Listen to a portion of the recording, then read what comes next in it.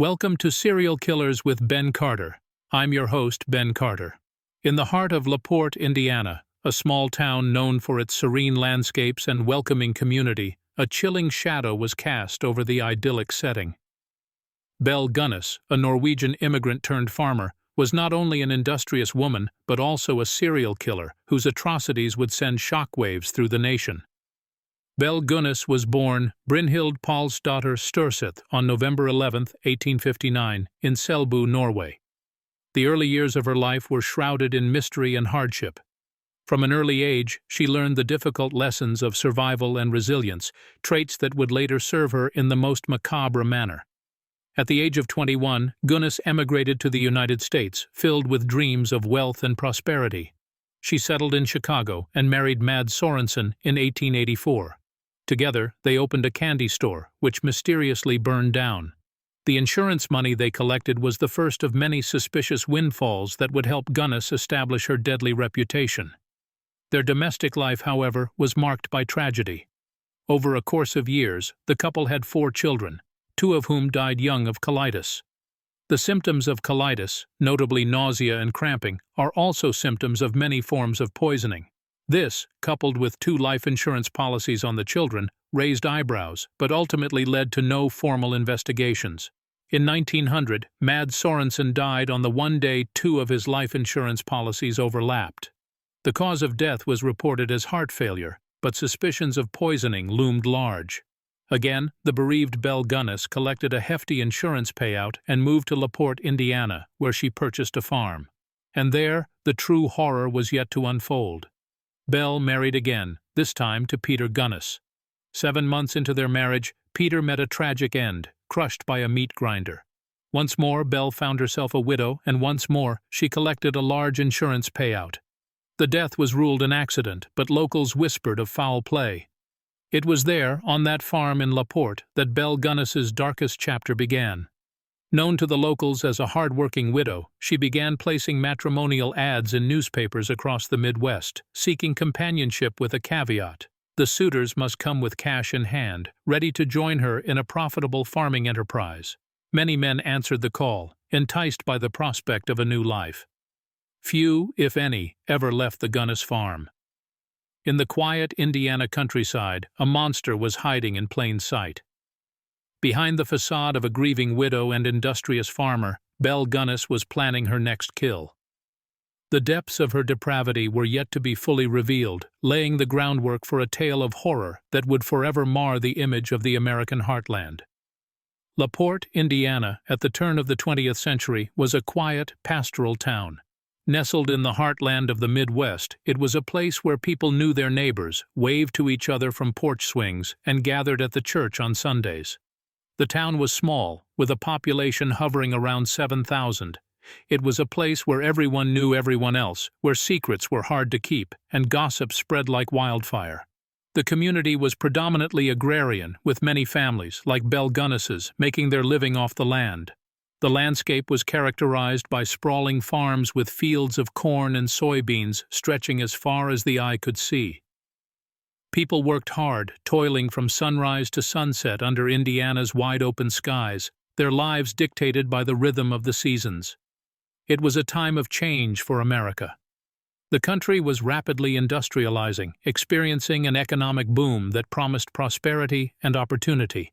The spirit of the new century was one of optimism and ambition. Yet, amidst the transformation, rural communities like LaPorte clung to traditional values: honesty, hard work, and community. The social climate was one of caution and conservatism. Strangers were viewed with suspicion, their unfamiliar faces a potential threat to the tightly knit fabric of the community. Yet Belle, with her Scandinavian roots and widow's garb, slid effortlessly into the LaPorte community. She was seen as a hard-working woman who had faced tragedy with resilience, a widow who sought companionship to share in the labor and rewards of farming. Yet beneath the quaint, peaceful facade of this Midwestern town, a darkness was brewing. Belle Gunness's farm, a seemingly innocuous part of the rural landscape, was a place of horror. Behind the whitewashed farmhouse and the neat rows of crops, death was a frequent visitor. The men who went there, lured by the promise of love and a prosperous life, disappeared without a trace. While the world outside moved forward, the farm was caught in a deadly loop of allure and annihilation. Unbeknownst to the townfolk, Belle Gunness was writing her bloody narrative, her gruesome deeds hidden behind the simple life of an Indiana farm. The true extent of her monstrosity was yet to emerge, a chilling secret waiting to shatter the stillness of LaPorte's pastoral idyll. Belle Gunness's first confirmed victim was her husband, Mad Sorensen. The two ran a candy store in Chicago, which mysteriously burned down. The couple collected insurance money, a pattern that would repeat itself in Belle's life. Mads died on July 30th, 1900, the very day his two life insurance policies overlapped. The first doctor to examine him believed he suffered from strychnine poisoning, but no charges were filed. Belle used the insurance money to buy the farm in LaPorte. Once she had settled in Indiana, Belle took out numerous advertisements in Norwegian-language newspapers. She was seeking a husband, she wrote, a partner to share in the work and prosperity of her farm. The men who responded to these ads and who subsequently vanished are considered Belle's victims, though only a handful have been confirmed. One of these was John Moe, who arrived from Minnesota with more than $1,000 to pay off Belle's mortgage. He was never seen again. Then there was George Anderson, who fled in the middle of the night after Belle proposed killing one of her children to collect on a life insurance policy. Henry Gerholt of Wisconsin, Olby Budsberg of Illinois, and Andrew Helgelian of South Dakota all disappeared after answering Belle's ads. The latter's brother, Asla, would prove instrumental in bringing Belle's crimes to light. In addition to these men, several children died while in Belle's care. Her adopted daughter, Jenny Olson, vanished in 1906. When friends asked about her, Belle claimed that Jenny had gone to a Lutheran college in Los Angeles. In reality, Jenny was buried on Belle's farm. These were not random acts of violence. Each death brought Belle a financial windfall. She collected life insurance policies, cashed in their savings, and sold their belongings. Her victims disappeared, but their money remained, tucked away in Belle's farmhouse. These men and children were not merely victims. They were also the means by which Belle funded her comfortable lifestyle. Her crimes were not driven by a sadistic pleasure in killing, but by a cold, calculated greed. Belle Gunness was a black widow, luring men into her web with promises of love, only to kill them and take their money. In this way, Belle Gunness turned her farm into a death trap. As the men disappeared, so too did any suspicion. The community was simply too trusting, too willing to believe in the innocence of a hard-working widow. Little did they know, beneath the surface of this seeming idyll, a murderous greed was festering, ready to claim more victims. But beneath the surface, the grim reality was slowly starting to unravel. The frequency of Belle's suitors disappearing did not go entirely unnoticed. Whispers turned into murmurs, and murmurs into concerned conversations, as the community began to question the strange occurrences surrounding Belle's farm. It was the sudden disappearance of Andrew Helgelian, however, that triggered the first serious investigation into Belle Gunness. Andrew's brother, Astley, had been in correspondence with him and knew that Andrew had taken a substantial amount of money to visit Belle. When several months passed without any word from Andrew, Astle grew suspicious. He wrote repeatedly to Belle, who responded with feigned ignorance, claiming she had not seen Andrew. Undeterred, Astle Helgelian decided to travel to LaPorte, Indiana, himself. His persistence led to the local sheriff, Smutzer, taking a more in-depth look into the matter. The sheriff began to investigate the many disappearances linked to Belle, but the progress was painstakingly slow and yielded little. Belle was cunning and had covered her tracks well. The local community, though suspicious, was not forthcoming with information, perhaps out of fear or disbelief. However, fate was about to intervene. In the early morning of April 28, 1908, a fire broke out at the Gunness farm. The blaze consumed the entire property, reducing it to ashes. Among the ruins, the bodies of Belle's children and a headless woman were found. Belle Gunness was presumed dead, though the body was never definitively identified as hers. The fire, initially seen as a tragic accident, soon became the focal point of an intense investigation. Asle Helgelian, convinced that his brother met a grisly end at Belle's hands, urged Sheriff Smutzer to dig up the farmyard. What they found shocked the nation. One by one, the bodies of men and children were unearthed from shallow graves scattered around the farm. Among them was the body of Andrew Helgelian. The gruesome discovery confirmed the chilling rumors that had been circulating. Belle Gunness was a murderer. The uncovering of this macabre graveyard on Belle's farm led to a media frenzy. Newspapers across the country reported on the chilling case of the Laporte ghoul. The sheer brutality and systematic nature of the murders were horrifying, and Belle's story quickly became a grim, cautionary tale. As the bodies were unearthed, so too was the horrifying extent of Belle Gunness's crimes. As the shocking revelations unfurled, criminologists and psychologists were tasked with piecing together a profile of Belle Gunness. The woman who had been known as a hard-working, albeit odd, widow was now under the lens as a calculated, cold-blooded murderer. From the start, Belle demonstrated a knack for manipulation. She lured unsuspecting men with promises of love and companionship, only to exploit their vulnerabilities. This behavior is indicative of a psychopathic personality, experts noted, characterized by a lack of empathy, manipulative behavior, and a callous disregard for the feelings and rights of others. The systematic nature of the murders suggested an organized, careful killer, one who meticulously planned each crime and left little to chance. This was evident in the way she enticed her victims, the methodical execution, and the careful disposal of the bodies. Each act was calculated and detached, a chilling display of cold-bloodedness. It was also noted that Belle showed signs of being a black widow, a term used to describe women who kill their partners or lovers for personal gain. The financial motive was clear. Belle would lure men with her personal ads, convince them to bring their life savings, and then kill them, claiming their wealth. However, the case of Belle Gunness was not so straightforward. She didn't just kill her lovers, she also murdered her own children. This brutal act pointed to another chilling dimension of her personality. It suggested a level of ruthlessness and a lack of maternal instinct that was deeply disturbing. While authorities were piecing together this criminal profile, they were also pursuing potential suspects. Given the headless woman's body found after the fire, some speculated that Belle faked her own death and was on the run.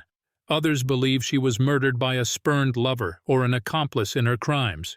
One suspect was Ray Lamphere, a former farmhand and rejected suitor of Belle's.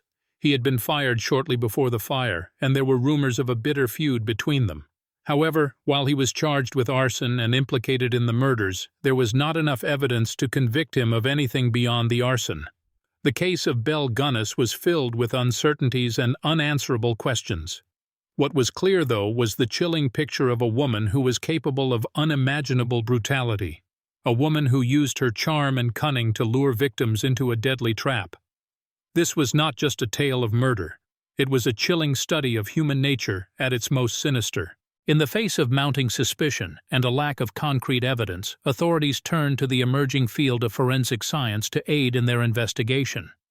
The advent of fingerprinting, ballistics, and basic toxicology provided investigators with new tools to examine the physical evidence left behind. However, the technology of the time was rudimentary, and the definitive forensic breakthroughs of the case were yet to come. The headless woman's body found in the ruins of the Gunness farmhouse presented a significant mystery. An initial examination suggested that the woman was likely not Belle, as the body was smaller and the weight less than that of the infamous murderess. The missing head also cast doubt on the identity, as it would have provided the most definitive means of recognition. As for the children, post-mortem examination indicated they had died from lethal doses of strychnine, a potent and painful poison. This corroborated the suspicion that Belle had not only murdered her suitors, but her own children as well. The most significant breakthrough in the case, however, would not arrive until nearly a century later with the advancement of DNA analysis. In 2007, a team of forensic anthropologists and archaeologists exhumed the body believed to be Belle Gunness from her grave in Chicago. Using mitochondrial DNA extracted from the teeth of the remains, they attempted to match it with the DNA of living relatives of Gunness in Norway. The testing process was exhaustive, but unfortunately, the results were inconclusive. The DNA samples were degraded and contaminated, making it impossible to get a clear match. The question of whether Belle Gunness faked her own death or died in the fire remained unanswered. Despite the lack of definitive forensic evidence, the collective weight of witness testimonies, financial records, personal letters, and the grim discovery of the bodies on her property painted a chilling portrait of Belle Gunness. They depicted a woman who was not just a cold-blooded killer, but a master manipulator who used charm and promises of love to lure her victims to their untimely deaths. As the dust settled on the forensic examination of Belle Gunness, one thing was clear. The legacy of this notorious murderess was a chilling testament to the dark side of human nature, a grim reminder of what can happen when charm and cunning are wielded by a person devoid of empathy and consumed by greed. The public and police were convinced of Belle Gunness's guilt, but the question remained, had she died in the fire, or had she faked her death and escaped? This quandary loomed large over the proceedings that followed the gruesome discoveries on her farm. With Belle presumed dead, there was no one to arrest or bring to trial, but her farmhand, Ray Lamphere, was taken into custody, charged with arson and the murder of the woman and children found in the farmhouse ruins. Lamphere had long been a suspect, primarily due to his intimate knowledge of the farm and his tumultuous relationship with Belle. The trial that ensued was a spectacle that gripped the nation. The courtroom was packed day after day, with people hungry for any detail about the case. The atmosphere was thick with anticipation, each new piece of evidence or testimony eliciting gasps or murmurs from the crowd. Newspapers across the country ran lurid headlines and detailed accounts of the proceedings, inundating the public with every twist and turn of the trial. Lamphere, for his part, maintained his innocence throughout, insisting that it was Belle who had committed the atrocities. His defense team argued that Belle had killed her children and the unknown woman, set the fire and fled, leaving Lamphere to take the fall. They pointed to the suspicious circumstances surrounding the unidentified woman's body and the fact that several of Belle's suitors had disappeared without a trace. The prosecution, however, painted a different picture. They presented Lamphere as a scorned lover, jealous of Belle's attention to other men, and furious at her for firing him. Their case rested on the testimony of a local resident who claimed to have seen Lamphere near the Gunness farm on the night of the fire. The jury deliberated for nearly a day before returning with their verdict: guilty of arson, but not guilty of murder. Lamphere was sentenced to 20 years in prison, where he died just a year into his sentence. Public reaction to the trial and its outcome was mixed. Many were relieved to see someone held accountable for the horrors that had unfolded on the Gunness farm, but others were unsatisfied, believing that the true murderer, Belle Gunness herself, had eluded justice. The trial of Ray Lamphere did little to quell the rumors and speculation surrounding Belle Gunness. If anything, it only fueled the fire of intrigue, making the enigma of Belle Gunness a source of fascination and horror for generations to come. Piecing together the psychological profile of Belle Gunness is a difficult task, given the era in which she lived and the lack of professional psychological evaluations. Yet, through her actions and the accounts of those who knew her, a chilling portrait emerges. Belle Gunness displayed several characteristics consistent with psychopathy, a personality disorder marked by enduring antisocial behavior, diminished empathy, and bold, disinhibited, and egotistical traits. Her manipulative tendencies, lack of remorse for her actions, and capacity to charm and deceive are all indicative of this disorder. She also appeared to have a sense of entitlement, seeing her victims not as individuals, but as means to her ends. Her motivations are less clear, though greed seems to have played a significant role. Belle's life was marked by a relentless pursuit of wealth. Her first husband's mysterious death and the subsequent insurance payout, her continuous correspondence with wealthy men seeking companionship, and the subsequent disappearances of these men, each one followed by a deposit into Belle's bank account, suggest a single-minded pursuit of financial gain. There's also an argument to be made for power. Belle controlled her victims, luring them to her farm, isolating them, and ultimately deciding their fate. This power dynamic may have been as intoxicating to Belle as the wealth she accrued. Some have suggested that past trauma played a role in Belle's behavior. She had experienced significant hardship in her early life, including the deaths of her parents and a sister, and an alleged attack that resulted in a miscarriage. It's possible these experiences nurtured a resentment towards the world, a sense of injustice that Belle chose to rectify through her ruthless actions. However, trauma alone does not make a murderer, and many people experience hardships without resorting to violence. It's more likely that Belle's traumatic experiences compounded with her inherent personality traits, creating a lethal combination of victimhood, entitlement, and a lack of empathy. Whatever the precise nature of her motivations, there's no denying the chilling efficiency with which Belle Gunness operated. Her crimes were methodical, calculated, and executed with a cold detachment that chilled those who later discovered them. A careful study of her life and actions offers a glimpse into the mind of one of history's most notorious female killers, a woman whose legacy continues to haunt and fascify long after her death. The Belle Gunness case shook the entire nation at the time and left a lasting impact on the community of LaPorte, Indiana. The small town was forever stained by the gruesome events that unfolded on that infamous farm. Not only did the community lose numerous residents to Belle's ruthless killing spree, but the town itself was thrust into the national spotlight, its peaceful facade shattered. Survivors of Belle's victims, mostly distant relatives, were left to grapple with the horrifying reality of their loved ones' fates. The discovery of their remains on Belle's property brought closure, but it was a chilling, unsettling end to their search. The impact of Belle's crimes on these survivors cannot be underestimated, as they were forced to reconcile with the knowledge that their family members had been lured to their deaths by a woman they had trusted. The media played a significant role in shaping Belle Gunness's legacy. Newspapers across the country covered the case in lurid detail, fueling a macabre fascination with Belle and her crimes. The sensationalism surrounding the case contributed to the narrative of Belle as a monstrous figure, and the details of her life and crimes became staples of American crime lore. In the years since the case was closed, Belle Gunness has remained a figure of intrigue and horror.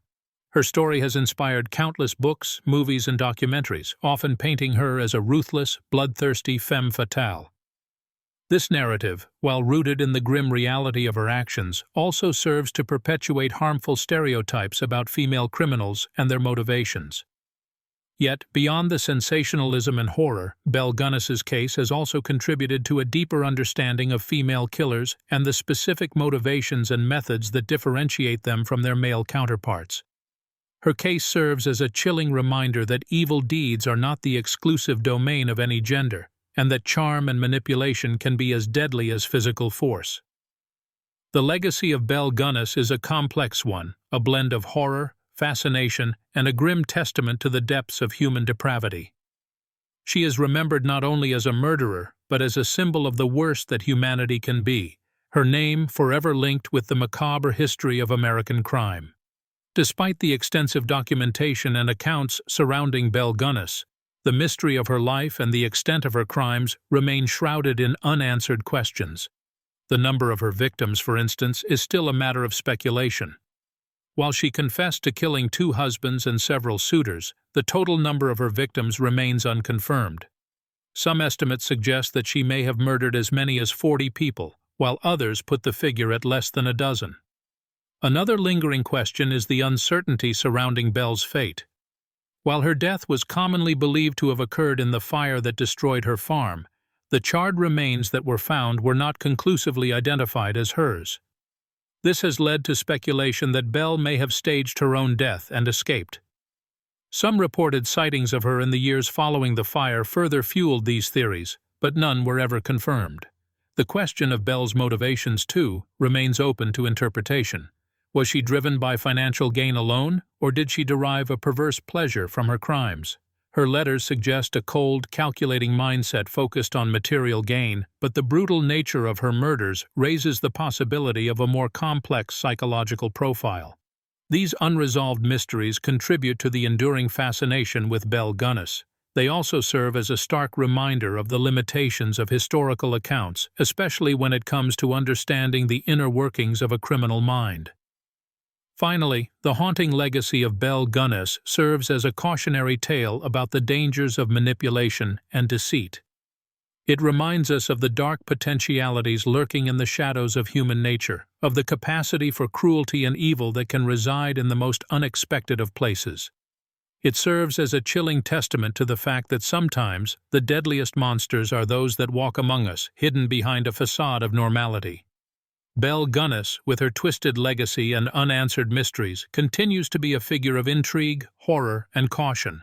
Her story is a stark reminder of the depths to which human beings can sink, a chilling testament to the macabre potentialities of the human soul. As we delve into the mysteries of her life and crimes, we are continually reminded that the real horror often lies not in the crimes themselves, but in the ordinary human faces that conceal them. Thanks for listening. This has been Serial Killers with Ben Carter. If you enjoyed today's episode, be sure to follow us wherever you listen to podcasts. And if you'd like to support the show, subscribe to the Forbidden Knowledge Network on Patreon. Subscribe now.